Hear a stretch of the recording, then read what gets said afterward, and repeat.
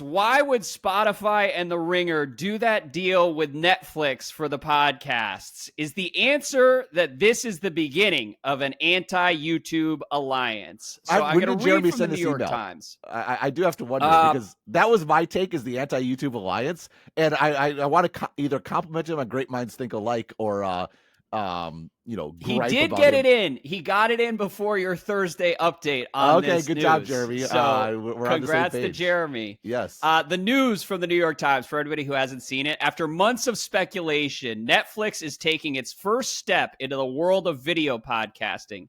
The streaming giant announced a partnership with the audio company Spotify on Tuesday that would bring numerous video podcasts on sports, culture, entertainment, and true crime to Netflix early next year. The deal prevents those shows from airing in their entirety on YouTube, Netflix's biggest competitor. The 16 shows in the deal are produced by Spotify Studios and The Ringer, the website and podcasting network that Bill Simmons started and that Spotify acquired in 2020.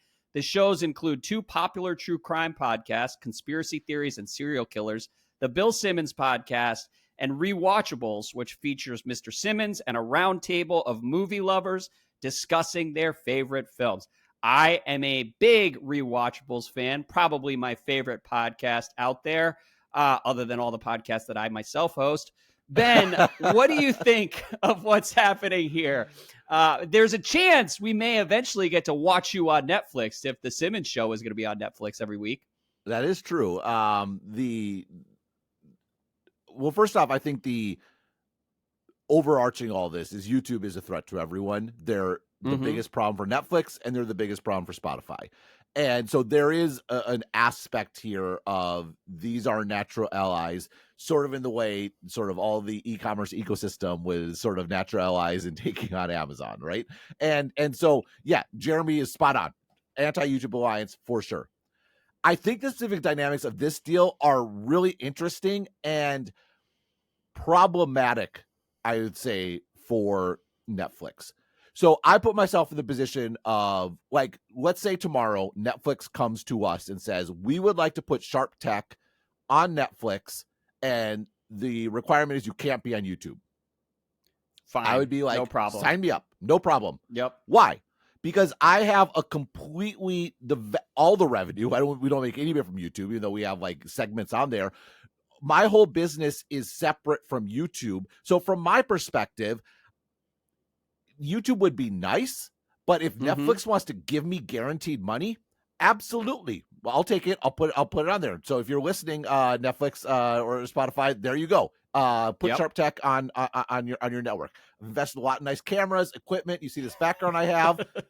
Sign me up. I've got a lush basement ready for Netflix. Absolutely. Right. Let's do it. Now, why do we have some clips on YouTube? Well, because at least in theory, YouTube is a way to grow. If you get in the algorithm and people are introduced to you XYZ, it's hard to grow podcasts. It's something we want to experiment with. We've talked about doing more video. I think sort of the immersive podcast is probably a bad idea, but like you sort of like there's something there that could be done, but it's not critical to our business. We are a podcast. We're audio first, and that's just the way it is. And we see video as a route to growth, but we don't see video as a baseline requirement. That's the case for Bill Simmons. We're reliant on subscriptions as opposed to the ad market. So growing in the YouTube area is less of an existential We see YouTube as a top of the urgency. funnel way to get people in and potentially subscribe. We don't need YouTube ad money. That's the case with Bill Simmons. Like Bill's one of the earliest podcasters, first with ESPN, then sort of his own podcast. He has a huge built-in audience. He sells lots of ads to that audience, makes millions of dollars a year doing it, sufficient enough that Spotify bought the whole thing for $270 million or whatever it was. Maybe a time and place sort of thing, but good for Bill. Happy for him. It's great. He's set. If Netflix adds more and wants to pay him for the stuff he's already doing, although hopefully with better camera equipment, because it drives me up the wall how bad Bill's camera is.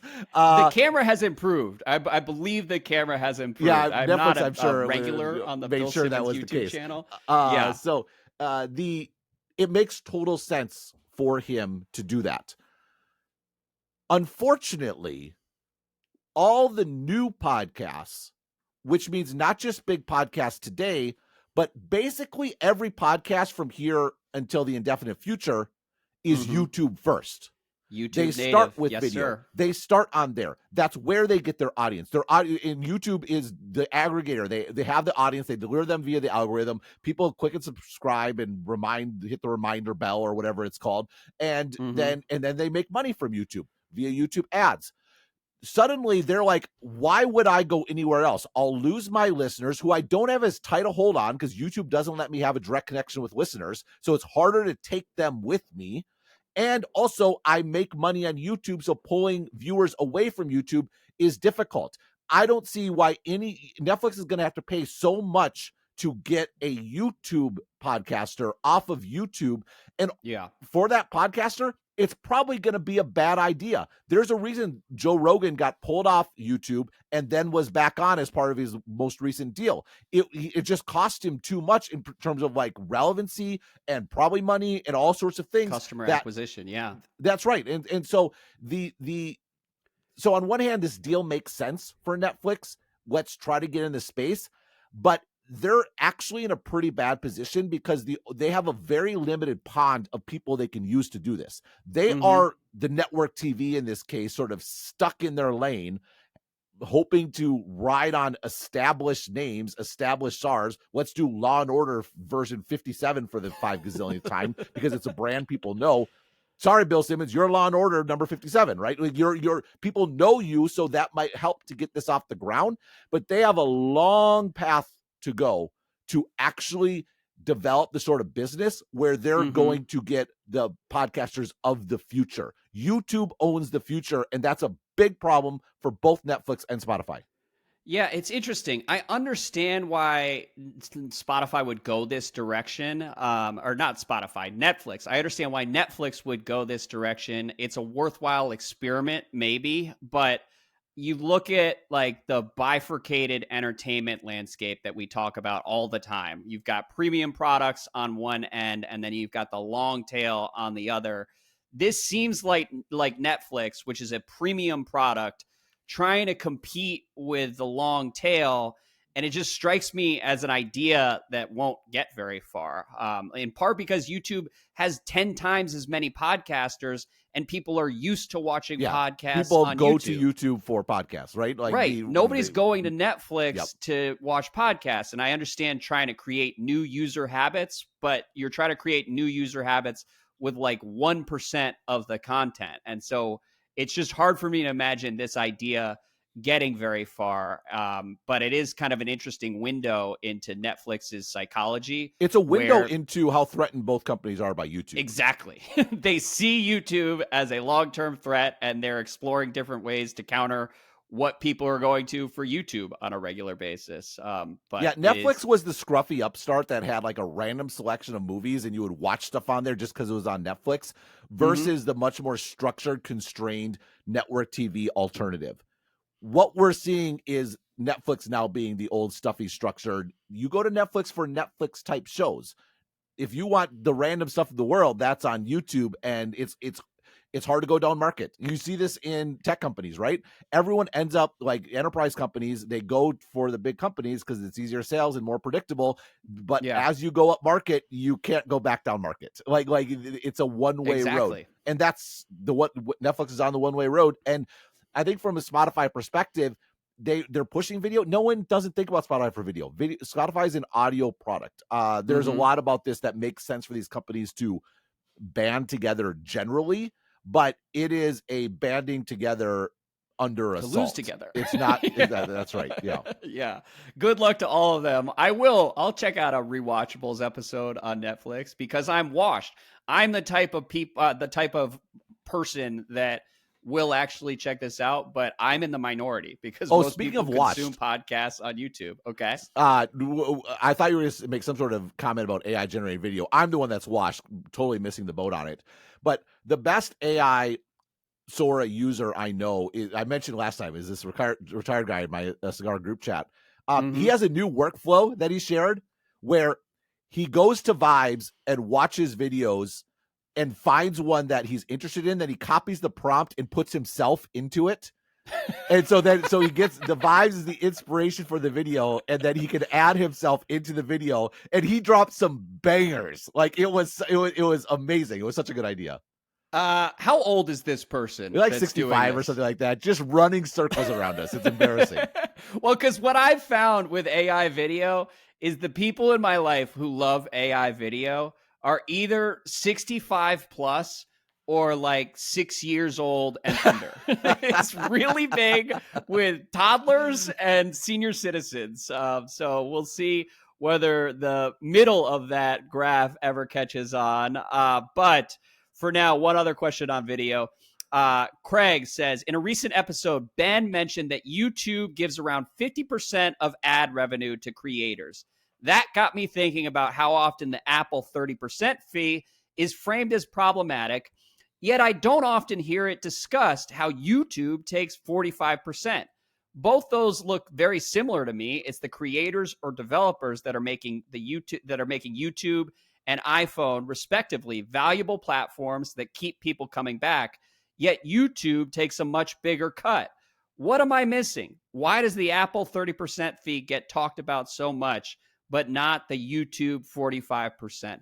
Ben, can I hazard a guess at the answer to this question? You can. I have a very clear answer that so you're gonna have to be spot on, but we'll see how you do. Okay. All right. You can grade the answer. YouTube is the company that's actually selling the ads and creating that additional value. So giving 50% of that money to creators is actually a pretty good deal for those creators. Whereas in Apple's case, the apps are doing all the work to generate sales independent of Apple. And then Apple comes in after the fact and takes 30% basically as a toll for those businesses existing on iOS and having access to Apple users. That's the difference. That's why there's more outrage at Apple than there is at YouTube. Grade me. What do you think? A solid A, not an A plus, but a solid A. Very well done. I'll take it. Yeah, no, you're exactly right. YouTube is enabling this entire thing. Which maybe an A minus. Actually, I'm going to reduce to A minus. I'd say you missed two things. It's not just that they're selling the ads; they're delivering the audience. They're actually bringing people to you in a way that Meta's the one delivering the audience to app makers, not Apple. Right. So to the extent Apple makes money in ads, it's the skim. They're skimming off of search, making you buy your own name so you show up at the top of the list. Like, it's just a tax up and down. You can trivially, this is the other bit. So you have two sort of small misses that have you lower it. The other one is it's not possible to recreate what YouTube did for any individual. An advertising mechanism like that has to be done at scale. Now, the biggest YouTube creators actually make more money off of YouTube. They have sponsorship deals that are within their own episodes, and YouTube doesn't take anything of that. They could do like independent product placement deals, right? That's right. And that's like your MKBHD. He makes way more money from that than he does YouTube ads. So if you're big enough, you can do that. And by the way, Apple would probably try to take a cut of that if they were in charge, right? So YouTube's not touching that, number one. And number two, what they do provide with AdSense and the entire advertising thing, you can't build that. No individual can build that. That has to be done at scale. You don't need Apple to collect payments for your app. You could use Stripe. You could use lots of other things. Apple's involvement is unnecessary. So so you touched on this, but I would have emphasized the necessity of YouTube's infrastructure. I think the YouTube deal is actually amazing that they share as much with creators as they do, because this entire ecosystem would not exist without YouTube. Its maintenance would not be possible with YouTube. This revenue is all because of them. They deliver the audience. They build this entire ad ecosystem, and they share a large amount. And it speaks to the overall thesis I've developed about Google recently.